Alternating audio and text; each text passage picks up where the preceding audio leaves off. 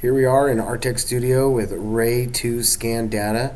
I will be dropping 2 points in here to measure this wall outlet to the switch in the wall to the wall. And I zoom in here, I can drop a point, rename it, call it the light switch to the wall, turn it on and off, zoom around, get closer into the data, put another point, go to the floor, see that resolution, it's really clean. I can get all the way to the floor. Next thing I know, I've got my accurate measurements and they can be saved. I then zoom out and I can get an overall layout. I drop it around. You can see the layout points. You can see the whole entire interior of the scene, and I was able to delete the other parts of the rooms just to work on this one.